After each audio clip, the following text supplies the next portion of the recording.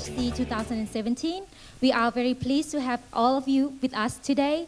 First, I would like to introduce myself. My name is Joy, and I am International Development Associate from Bering Global Educational Foundation. Today, on behalf of GNHD, I will be the MC, and I will guide you through the competition. And before we start the details about what we are going to do, I would like to invite Mr. Peter Lee to give us a little speech about the GNHD. Please welcome Mr. Peter Lee.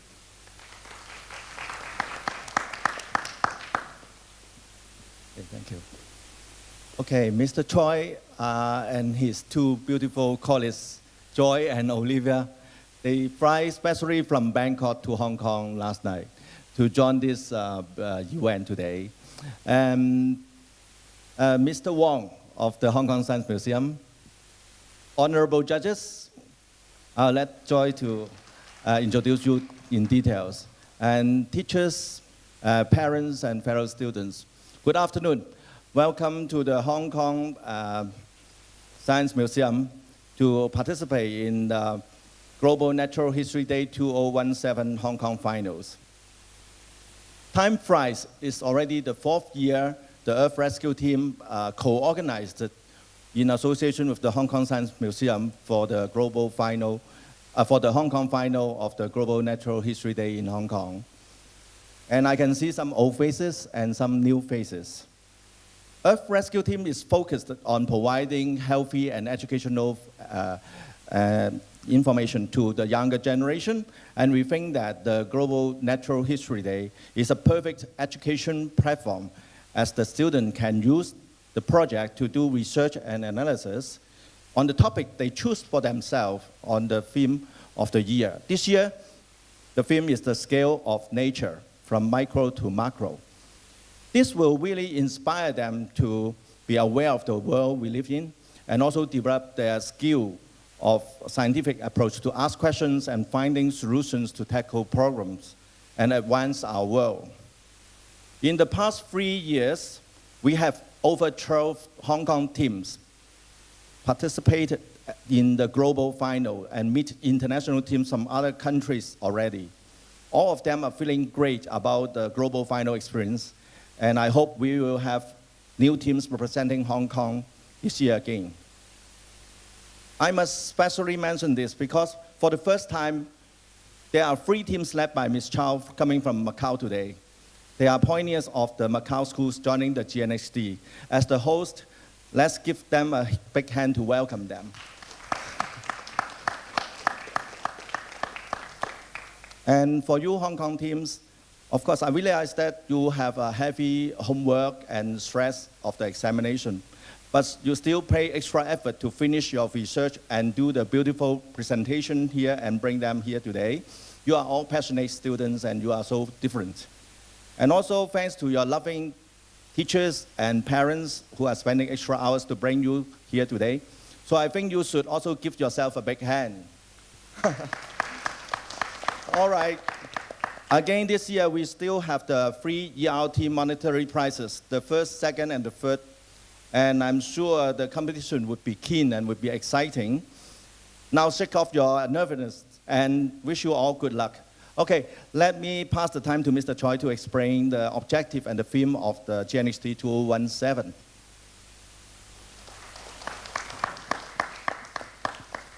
Next, I would like to invite Mr. Christopher Choi, Executive Director of GNHD and the Director of International Development of Bering Global Educational Foundation. Please welcome him. Hello. Good afternoon, everyone.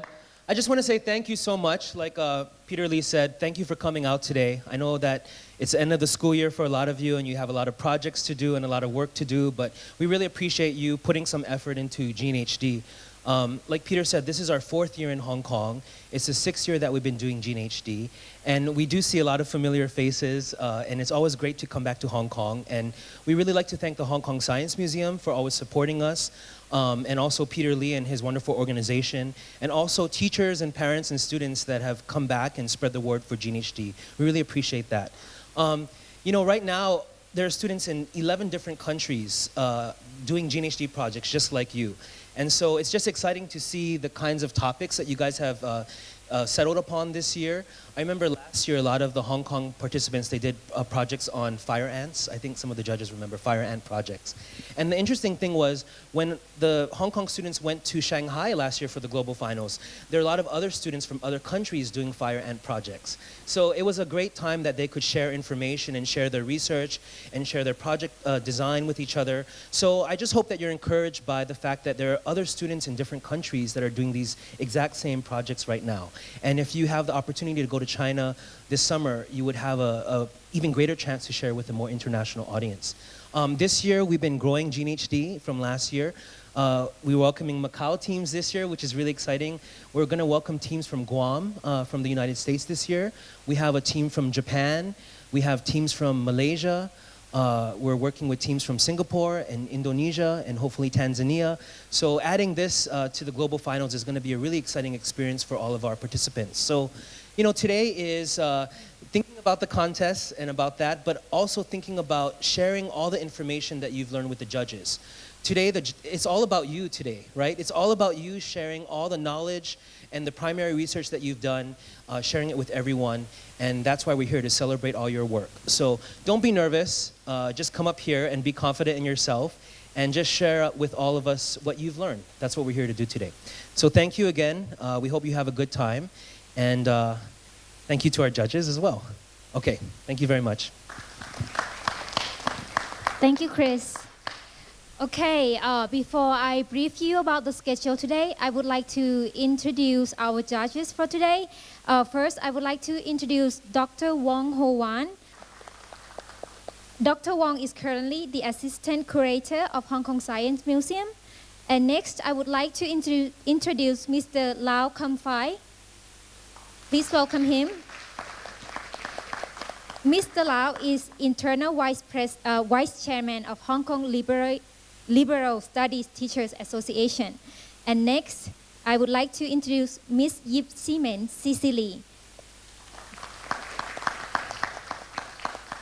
Ms. Yip is the Education Manager of WWF Hong Kong, and she has been working as educator in WWF Hong Kong since 2004.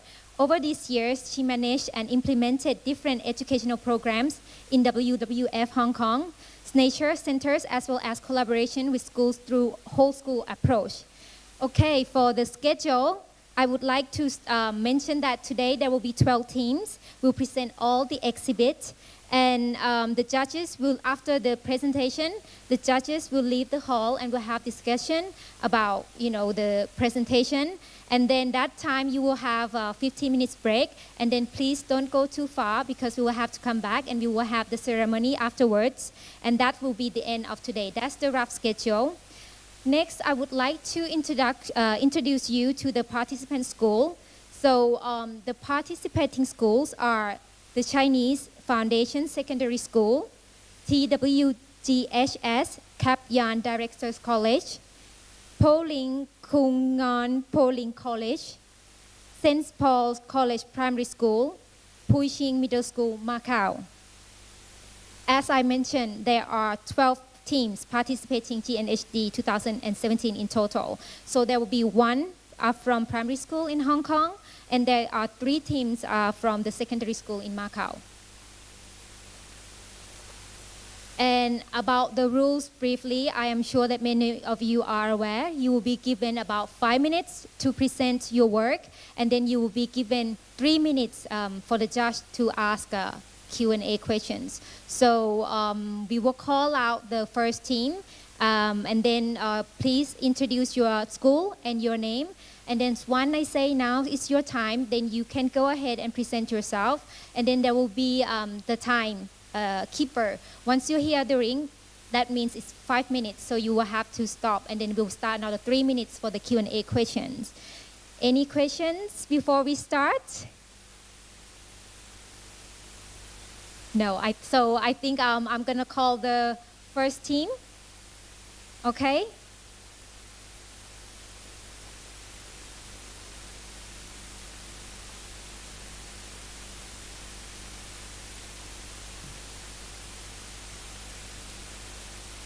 Okay, the first team will be presented by the Chinese Foundation Secondary School.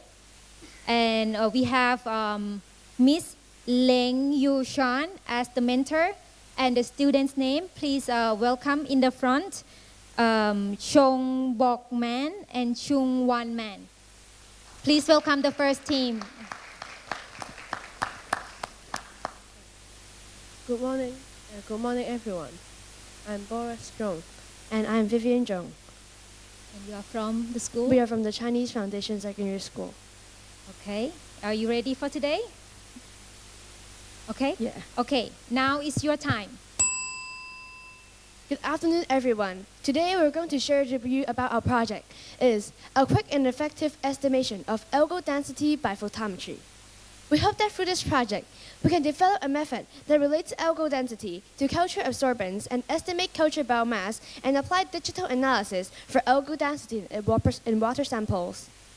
It promotes accuracy, low culture disturbance, easy replication, and rapid acquisition results. We had chosen the topic because we came across blue tears, a phenomenon of glowing blue water beaches because of blooming algae, which is beautiful, but actually a sign of pollution. They are similar to red tides, and the large number of algae actually indicates pollution, because pollutants which are discharged in the sea stimulates the rapid growth of algae, which is eutrophication. Algae bloom may cause serious problems such as death of marine animals. The amount of algae in water can reflect the seriousness of water pollution, and we hope to help the investigation of pollution by this method. Now, let's introduce the main part of our project. The significance of our project can be summarized in 6 words. Why is microtesting? Quick macro scanning. During our investigation, we first collected water samples from the Stanley Beach, like as shown in this photo. And we trap the algae with the plankton net. Then we culture the algae in the bioreactor and allow the algae to grow for 14 days. After that, we conduct 2 tests. The first one is to measure the UV absorbance of the algal culture by using spectrophotometer. Algal cultures with different concentration after performing serial dilution was tested. The second one is to estimate the algal biomass by the cell counting method. We use the same diluted samples and we put them on the checkered slides, then under the light microscope to count the number of algae in each boxes, taking about 20 boxes for each concentration. After that, we organized the data and came up with these results. So, this graph shows the data we collect in the first experiment, where the x-axis is the dilution index of the sample and the y-axis is the UV absorbance. The best fit straight line showing an increase in absorbance according to the culture concentration, while this graph represents the data regarding cell count. Its best fit straight line also indicates the higher the culture concentration, the more algal cell found. Then, we combined the above 2 graphs and had these results. The standard curve reveals positive correlation between the cell count and the UV absorbance. The relationship between the 2 parameters is y equals to 0.008x plus 0.01, with the accuracy of R squared equals to 0.9212. With this, we can work out the algal density of a sample according to its UV absorbance by some simple calculation. So, now we have introduced the method. Let us talk about the advantage and disadvantage of the cell count method and photometry method. The limitation of the cell count method is that it is inaccurate and time-consuming, although it is sensitive to low concentration. However, comparatively, the photometry method is much quicker and more scientific, and also more accurate because the spectrophotometer seldom makes any mistakes. With reference to foreign guidelines, we thought that this method can be used in recreational guidelines for water activities and divide water conditions to 3 categories: green, amber, and red. They represent 500 to 5,000, 5,000 to 50,000, and more than 50,000 cells per mil respectively.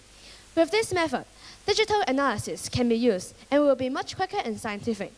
But we still have a little remark is that the standard curves could be much more accurate if we did more tests with more samples and at higher concentrations. Just remember, Wise microtesting, quick macro scanning. Thank you. Thank you very much. And next, seems like you meet us in time. So now is Q&A time, please. Thank you. So you have mentioned that one applications of the finding is to establish a recreational sign for in different level. So this is a benefit, but how could you like really confirm the density of the algal in the water when you are having such signal? I think that is firstly to just make sure that everything is correct. We need to take more water samples and do more tests on cell counts to ensure that the standard curve is already correct, so that you can know at the correct density. But then I think that because now it's very convenient if we use this method, we just use the spectrophotometer and it's very convenient. Just like press a few buttons and then you already just look at this graph and then you already know the density. So although it may be not very possible, not really possible to maybe take a sample every day, but even if you do so, it's going to be very fast. And so it doesn't really matter.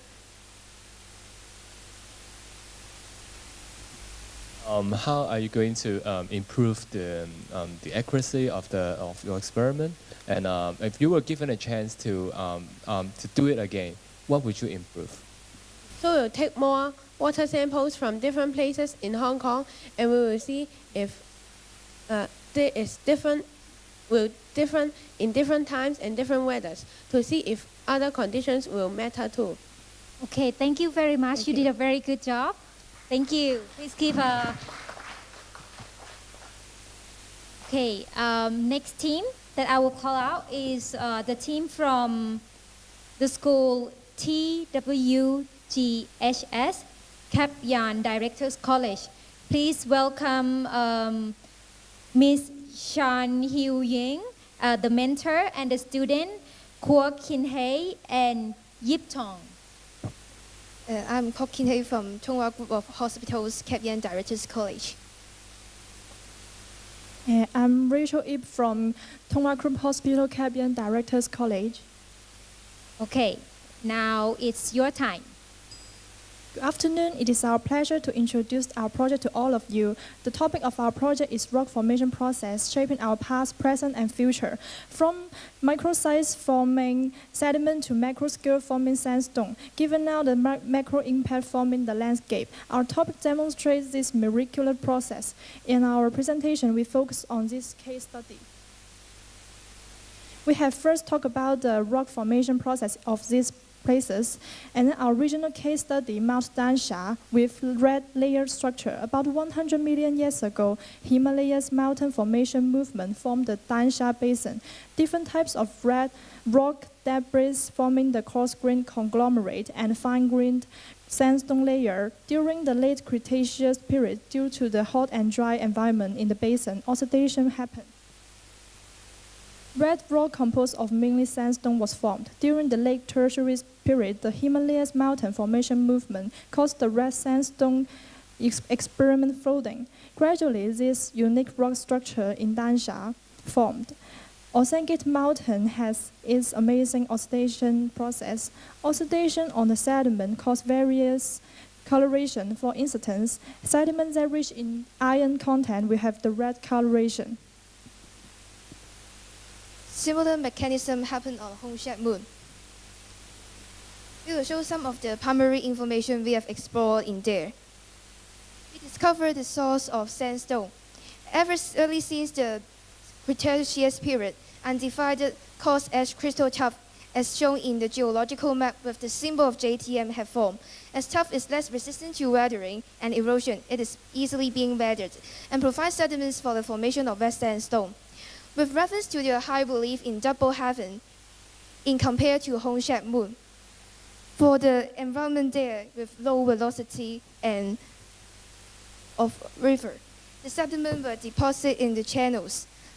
Largely affected by depositional climate there will be easily of oxidation happen around the rock and causing the rock to have the color of red. With further compression, cementation, and liquefaction, this formed the Hongshat Moon nowadays. We have also figured out the fascinating structure of red sandstone from the observation through microscope.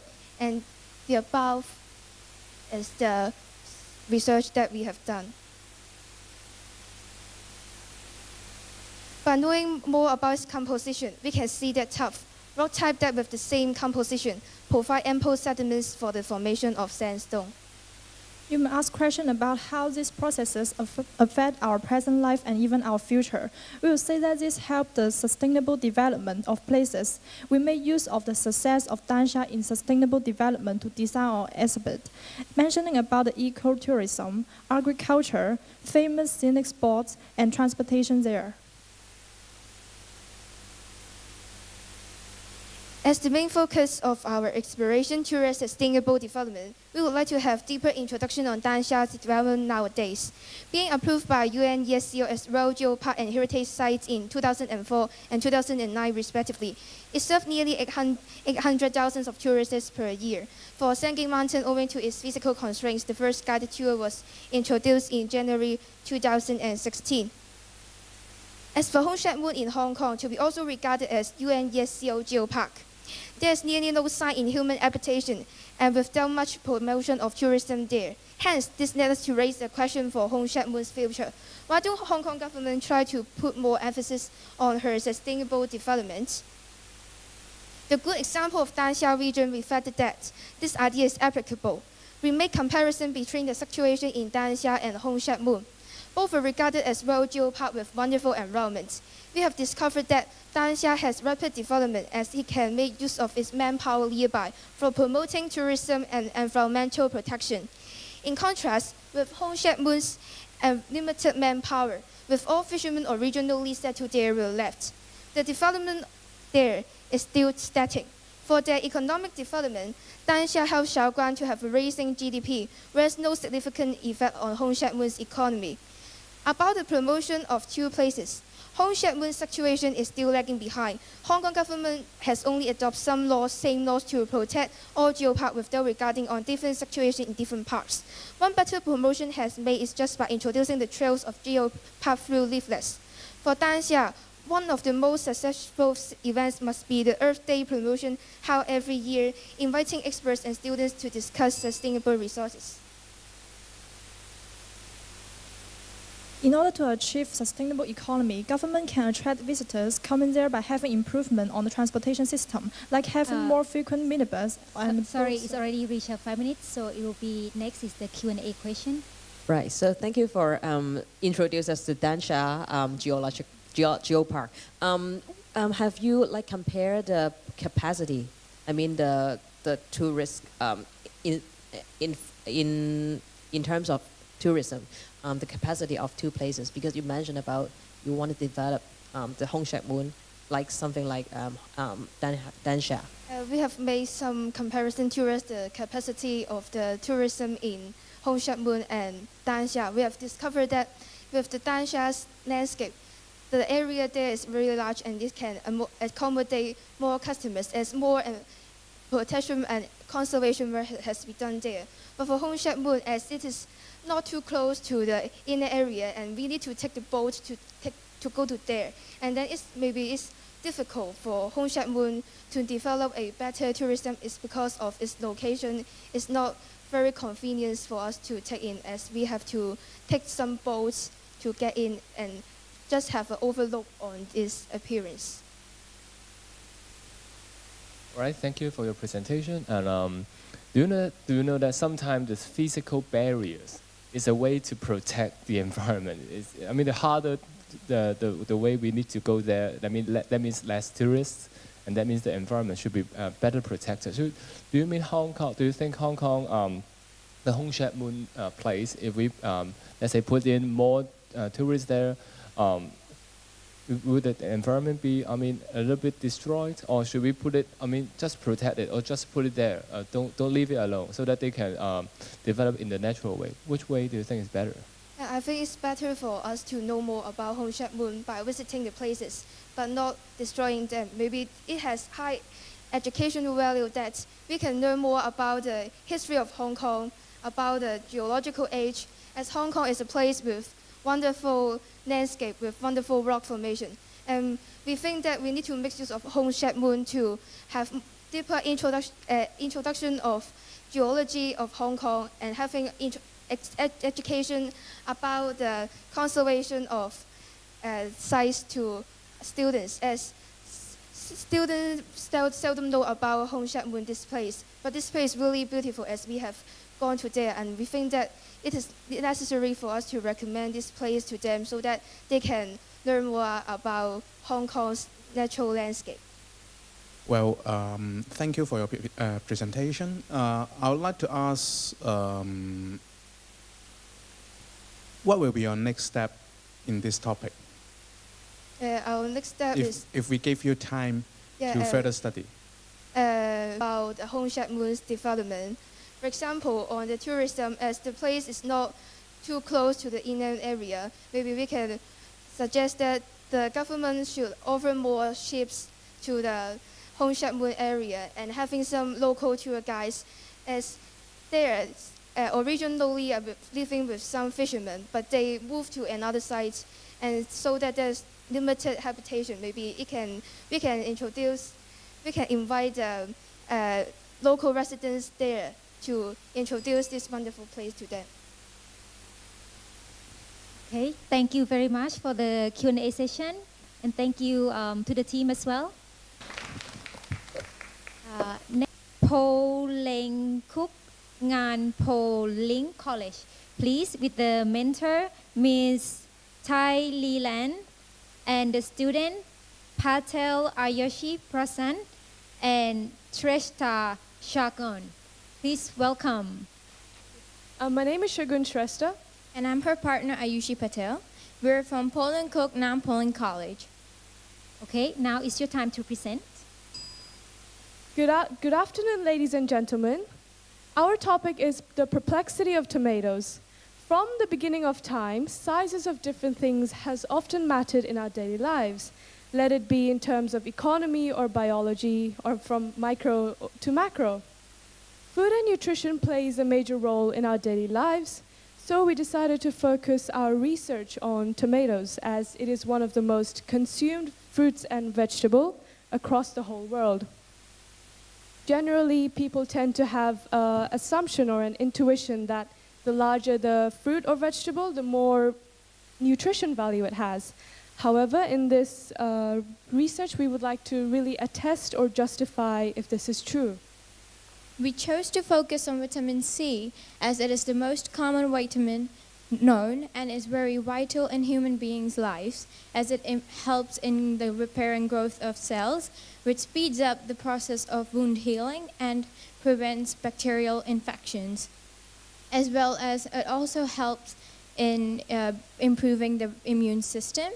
We also did some research about tomatoes, and we ended up finding possible reasons that would affect the vitamin C content in the tomatoes, such as the harvesting methods and whether the tomatoes are organic or genetically modified. However, there were none about if the size could be one of the reasons. Therefore, we decided to see whether the size could be one of the reasons affecting the vitamin C content in the tomatoes. So to start off our experiment, we first measured and weighed the tomatoes and recorded down the data. Then we moved on to juicing the tomatoes and measuring the total volume of tomato juice inside the tomato. Then we placed 10 milliliters of juice into a conical flask along with 5 drops of starch solution. This was then titrated against potassium iodide solution, so that the amount of titrant added to each end to reach the end point was recorded, and this step was repeated 4 times to increase the reliability of the results. From our graphs constructed, we can see a positive relationship was found among the weight and the circumference of the tomatoes, and the volume of juice and the weight and the circumference of the tomatoes. However, the relationship between the amount of vitamin C and the circumference and weight of the tomatoes was unidentifiable. By carrying out such research and experiment, we can provide farmers with a suggestion to harvest or sell their tomatoes at their largest, since they are better sold by weight and they can earn more income. And also, we can falsify the common intuition and assumptions that the larger the size of the tomatoes, the more vitamin C contains. We can say that this intuition is not true. For future research on this topic, we plan to increase the sample sizes in order to increase the reliability of the results. And moreover, we plan to increase the types of species being tested so that we can compare the vitamin C content between different species to find out which one is the best among them. We can also use machines to ensure that the loss of juice, tomato juice, can be reduced as it was absorbed, some of it was absorbed by the tea bag during the juicing process, as well as to ensure that one whole tomato can be juiced out at once to avoid oxidization of the tomatoes while juicing.